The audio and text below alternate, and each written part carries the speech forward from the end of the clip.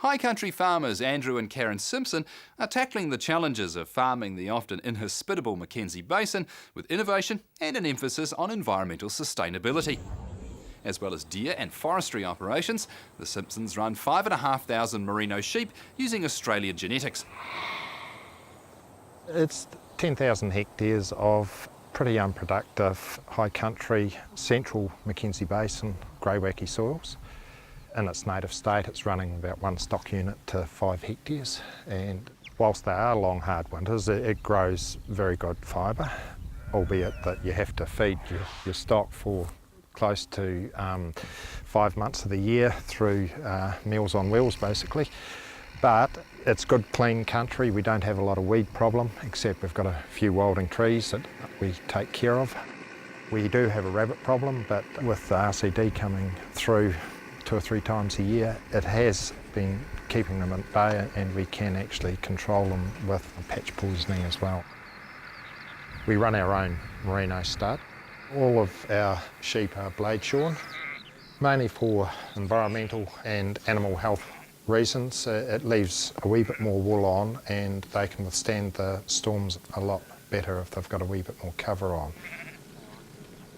We've developed a wool outlet where we take our fibre right through to retail, which is adding another prong onto our farming businesses. Allows us the opportunity to capitalise on some of those profits going further down the chain. Mihi was conceived largely by 3 farming families who wanted to add value to their wool clip. Because there's no early stage processing left in New Zealand, no top making and spinning, the wool has to go offshore to yarn stage.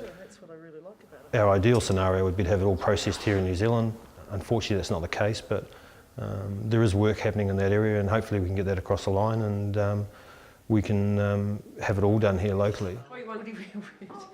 Historically farmers just shear the wool, put it in a pack and away it goes. But when you manage the processing all the way through, all of a sudden you understand what a spinning mill actually requires in terms of fibre length and vegetable matter, all those sorts of things. So they can make some minor adjustments to what happens on the farm. Certainly what they do in the wool shed in terms of classing, all those things can change and driven by the quality required from the downstream processing. This land here is a degraded short tussock grasslands. It has been denuded. It's losing soils as we speak. So we've got to put clothes back on the country, and forestry is one way of doing it. Enhancing our tussock grasslands is another way. We plant between 20 to 30,000 trees per annum. The consent we got for this 900 hectares here was we've had it for about 10 years now. We're joint venturing it, and it's part of our family succession program. The children are very much involved in the ownership and the actual work on this forestry establishment. The hotly debated Tenure review had a direct impact on the management of the property.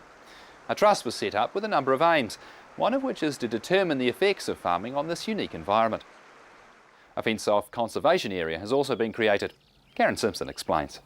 The goals of the Trust are to protect and manage representative areas so that it will provide a benchmark area to compare the changes inside the fence and outside the fence. The second goal is to provide access for scientific research, education and enjoyment. And the third is to demonstrate that the natural, cultural and landscape values can be looked after under community stewardship. Like a lot of families, we entered the tenure review process not really knowing what that was going to mean. When the proposal came back to us, it came back to us with the Crown wanting 40% of our property, which was shock horror for me because this is a marginal property, and to give away 40% of this property would mean we would no longer be able to be a viable unit.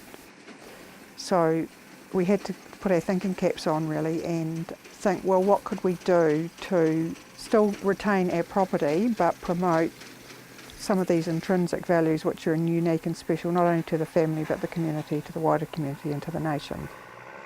So we've got a few people with the expertise, and put the trust board together. 43% of the South Island is currently locked up. When you talk about just shutting land up and leaving it, that doesn't effectively manage the land. It requires management. To have these landscape values, it requires minimal fertiliser, or sometimes maybe more than minimal, just depends. Light grazing. Animals are a very integral part of managing it, as are the people. The people are just part of the food chain, and they're a very necessary part to protect the natural, cultural and landscape values of this area. If it was locked up tomorrow and we all walked, this land would return to trees, no doubt about that. And probably Horaceum, rabbits, weeds and pests would take over. We've currently put a lot of money into just fencing this area off where no grazing, we can make nothing from that currently. Properties do have to be sustainable. If they're not sustainable, the families won't be here. So it's very important to, as well as being conservationists, we still have to put bread on the table and make it pay. There's a group of us, 3 scientists, helping Balmoral in the management of this conservation area. Here is private individuals taking responsibility for conservation issues. There's 2 general areas, the core area, red tussock, which we're keeping as pristine as much as we can, and then this outer area where we can try different management things with view to A, protecting that one, and B, can we do further revegetation. We're doing 2 things here, trying to see if we can cut up tussocks and immediately divide them and replant them, just so we don't have to bring material down. The short answer, after about 5 years, it doesn't look very hopeful.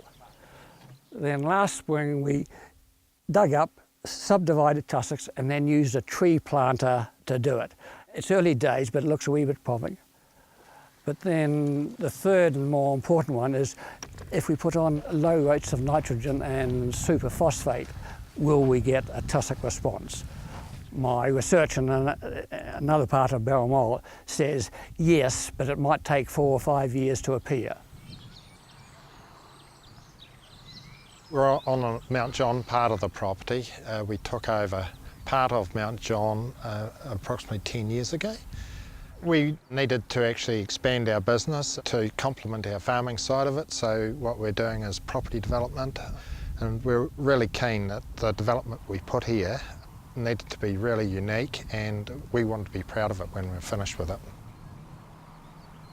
It is allowing us to evolve the family's farm succession. It's giving us another opportunity to settle our family in this environment.